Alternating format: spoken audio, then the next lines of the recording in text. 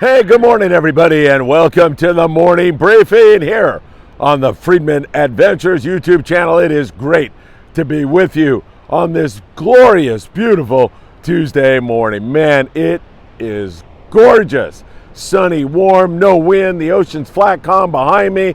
I can see almost out to Catalina Island in the haze there, and it is a beautiful day. We've got a lot to cover with you, including what's going on the other side of the border with the Baja violence.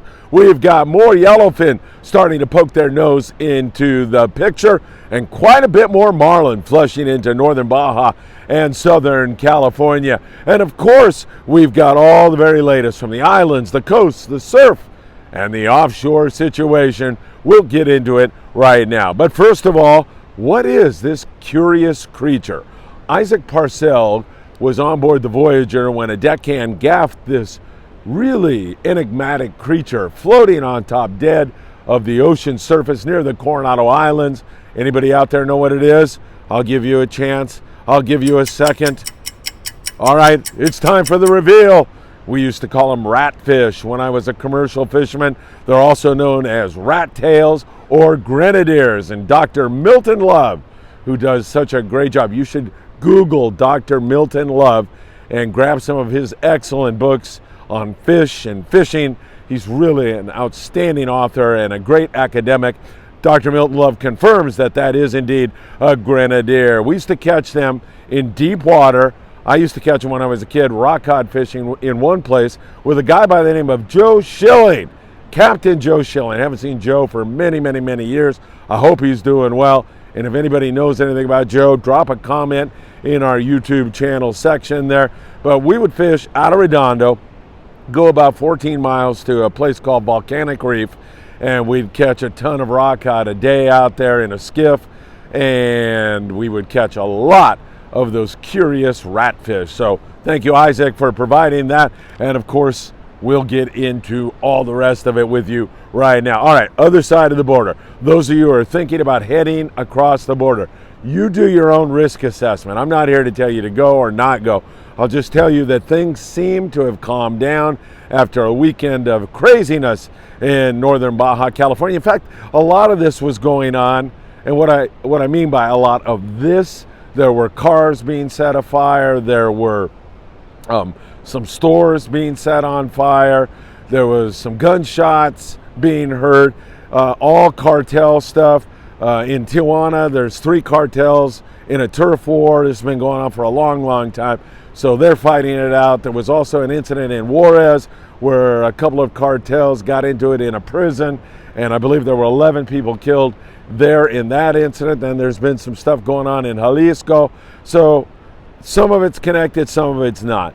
But what we're more concerned about is it safe for you to cross the border and go to Baja, and it seems to have calmed down. There's heavy military presence there now, and guys out of Ensenada, my Pongero guys, are saying it's back to normal.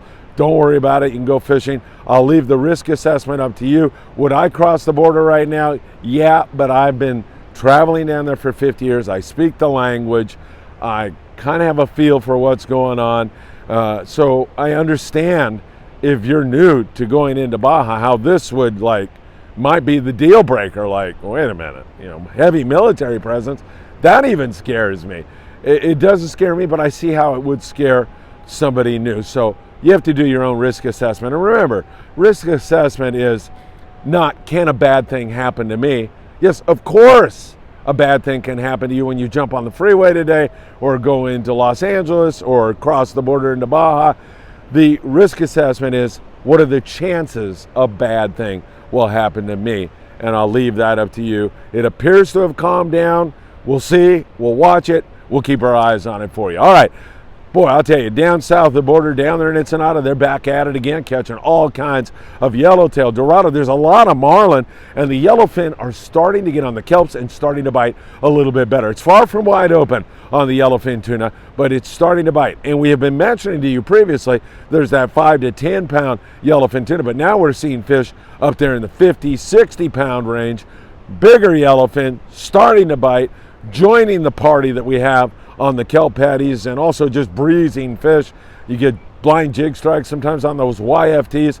That is all looking good. That as we look down there into northern Baja is a picture of things to come for us in Southern California as long as warm water and weather persists, and it looks like that is going to be the case. The only thing that could screw this up is a wintertime storm, and we're a ways away from anything like that dumping on us and cooling the water temperatures down. And the weather during this time of the year is at its best, and as you move into September and October, that's when it's at its best. Having said that, we've had some crappy weather days, no question about it. It's been like a washing machine down there off northern Baja and off San Diego, but it looks like pretty good weather here for the time being, and for the next 5 days that weather forecast looks really, really good. Incidentally, we'll be on the Malihini out of San Diego on Friday, just a couple of more days. If you want to book, do it with the landing. Call H&M 619-222-1144 Friday morning. Malihini. Friedman Adventures will be on board. Can't wait to take your photo with a nice big dorado, yellowtail, or who knows what else. So that is looking pretty darn good right now. Boy, I'll tell you, I'm going to talk about tackle for all the dorado and all that stuff in a minute, but there are still some big bluefin tunas, evidenced by this gorgeous video that was shot on the Pacific Queen. Man, that's a nice big bluefin tuna. Gorgeous, gorgeous, gorgeous video. Whoever shot that, kudos to you for doing such a great job. So, I mean, with that kind of bluefin still in the picture, if you have a 2-speed reel and you've got 100-pound, bring it. Don't leave it at home. Make sure you bring it along with you. For the kelp patty stuff, most of the time 30 to 40 pounds is going to work well. Opsin fluorocarbon is what we recommend. Take whatever fluoro you want, and yes, you can get a bite on a kelp that's wide open using mono. Sometimes you can get a bite on mono when it's not wide open. So it's up to you. Totally up to you. www.opsinusa.com. Put in FA at checkout. You'll get a free gift and a note from Greg Brown. 30 to 40 pound, 1.0 to 2.0 size hooks. Some of those kelps, though, get insane where they're biting the 80 pound and a big old 6.0, 7.0, even bigger hook than that. So you can bring the appropriate tackle along. Those bluefin, again, the heavier tackle, a lot of those are going to be caught on a Daiwa Zakana lure. So you roll up on a foamer and you get that in, let it sink, at least a 10 count. Remember, when you're seeing that on the surface, all those fish, sometimes that's literally the tip of the iceberg. Perhaps 10% of the actual body of fish is what you're seeing. So the further down you sink it, then you retrieve it, you come through more fish and increase your little chances of getting a nibble. So make sure you sink it. And remember, if you're sinking your jig and it starts really singing along, that's a fish, okay? Put it in gear and hook that fish. That's the way you want to do it. I mean, things are getting so crazy out of San Diego that the half-day boat premiere said, nah, you know, let's go offshore and give it a try this afternoon. They went offshore and they ended up with 25 dorado and 21 bonita heading out that way. That's pretty darn good shooting, if you ask me. The San Diego with 11 yellowfin tuna, 2 bluefin, 19 dorado, 7 yellowtail. The condor on the first day, and they're already all over the fish here this morning, but they had 94 on the yellowtail, limits of dorado. That is some good fishing. Old Glory with great action, 100 yellowtail and 32 dorado. Really some fine fishing going on there out of San Diego in northern Baja. And does it extend up for the northern boats like the Freedom? Is he getting them? The Thunderbird, are they getting them? Man, are they getting them? Both those guys with 100 plus on the dorado yesterday, and absolutely phenomenal fishing. The Freedom on a day and a half trip. Trevor ran the boat. The kid is doing a great job. He just continues. $1.04 on the dorado, 6 yellowtail, and they fished the bluefin at night, and it paid off with 9 bluefin tuna, one of them up around 200 or maybe over 200 pounds. A gorgeous bluefin tuna. A wonderful trip on the Freedom out of 22nd Street Landing. You should be all over at Thunderbird with well over $1.50 on the dorado yesterday. Tremendous fishing going on. The Western Pride on a 3/4 day trip. They had 34 dorado and a couple of yellowtail. The Pride, they went to San Clemente Island to give that a look. I should wait. Well, they fished offshore too. They had 120-pound bluefin tuna in the dark, slid into the island, wrestled the sea lions all day long, pain in the neck and elsewhere, and they ended up with 13 yellowtail at San Clemente Island. Lots of bluefin tuna on the way home. Sean Roberts said you could walk on the things. They were so thick. They're all over the place. Now, we are seeing copious amounts of bluefin and dorado on the kelps right now, and elsewhere just breezing around, foaming all over the place. But many times they just don't want to bite. And we're not sure whether they're just full of anchovies or full of something else. We're not sure if, it's moon phase. We're coming off a full here. Who knows? But you just get the feeling that at some point in time that is really going to turn on and bite. And hopefully it's going to be very, very, very soon. Now, as I say, there are some misses out there. And some of our local guys have been doing really, really well. The other day on the Native Sun, they had 20 bluefin tuna. Yesterday, however, a much slower day with a dorado and a couple of bluefin tuna in the 50 to 70 pound class. Enterprise was out working hard. Mitch doing his usual fine job. I mean, when these guys don't score, that's when they work their hardest, burning their eyes out, looking for kelps. And they didn't have really much at all. They went into Catalina. Sea lions were a mess there also.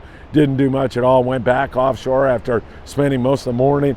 And at 4 o'clock in the afternoon, they finally found a kelp, fishing hard, fishing late, and they ended up with 4 dorado. Pretty slow day, but working hard. Hopefully that's going to continue to head in the right direction. So there's a lot of fish around. There are still some excellent scores. Dana Wharf had other boats with good scores. Other guys are getting in on it. Some of these kelps with dorado are as close as 2 miles offshore. It's all about clean, warm water with bait. If you find that, you're in the zone. And you're likely to encounter dorado, yellowtail, maybe a marlin, all kinds of stuff right now. It's a really, really special time here in SoCal and northern Baja California. Love what is going on. So make sure you go prepared for the offshore situation, and hopefully it's just going to continue to build and build and build. As I say, your best weather months in SoCal are the fall, okay? So late August, September, October into November, we get some gorgeous flat, calm days. And as long as we don't get wintertime, northern wintertime, Arctic-based storms to come here and cool our water off, this should continue, should go on for a while longer, and hopefully it's going to do just that. Down there at the island situation, Todos Santos Island, off of the beautiful city of Ensenada, that is calming down, thank goodness. A lot of yellowtail now at Todos Santos, barracuda, calico bass, that kind of stuff. Coronado Islands are really excellent fishing. It's been on, as we've been telling you, for the better part of a week and a half. The Malihini went in there yesterday. Bill Wilkerson will be fishing with Bill on Friday. Bill took a look at the islands and ended up with 35 yellowtail, a bunch of barracuda, a bunch of calico bass, whitefish, rockfish, constant action, gorgeous weather, beautiful fishing all day long at the Coronado Islands. We talked about San Clemente Island, sea lion problems, 13 yellows on the Pride. Catalina's been a pain. It hasn't been a pain. It's just been really tough fishing this year. There's been occasional yellowtail earlier on in the year. The Pursuit and other guys had great sea bass fishing at times there, but it's pretty tough right now. Sea lions are still a pain in the neck, and with so much bluefin and dorado and yellowtail off on the kelps nearby, some guys are fishing it, some guys are just saying, I've had enough of that place this year. Hopefully we still have time for it to settle and bite, and all these yellows that are on the kelps are going to move into the islands also. So at some point in time, you would think that the islands are going to start to bite even better. Nicholas, Santa Barbara, and all the Channel Island areas. Occasional hit on the white sea bass for the Channel Island boys up there, but a lot of times it's a no-show.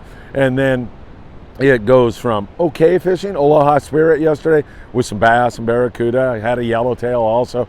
Okay fishing to a hit on the white sea bass. So it's kind of mixed in terms of that. Along the coast, I mean, you saw what the Premier did yesterday. He said, screw this, bass and bonita and whatever else they're catching along the coast. It's been pretty slow.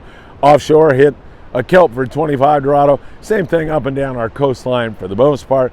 There's occasional hits on the barracuda, some sand and calico bass. Not a whole lot, just kind of picking away at it. Up there on the Island Spirit out of Ventura Sport Fishing, 805-667-3474.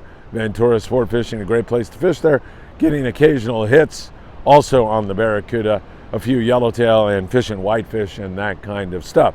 Surf fishing really good right now, and it's gorgeous here, man. I mean, somebody's got to get down here this afternoon and throw a chrome crocodile, like a 3/4 ounce toss it out there behind the breaking wave, wind it back, and boom, yellowfin croaker.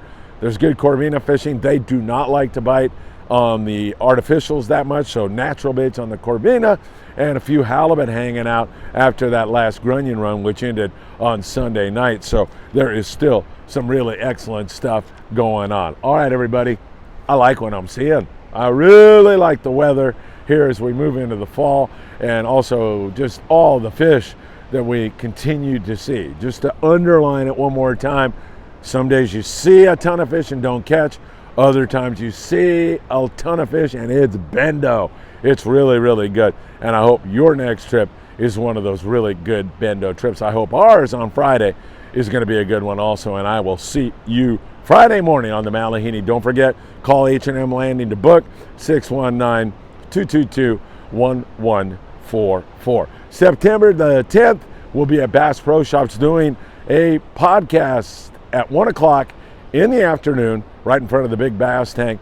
I'll be there about 11 in the morning. So if you'd like to come by and say hello, I always enjoy saying thank you to you for your great support. And I'll hang out after we do the podcast as long as there are great people like you to talk to. All right, my friends, thank you so very much for making the morning briefing a part of your day. I deeply appreciate it. I send you all my very, very best, and I hope to see you really, really soon.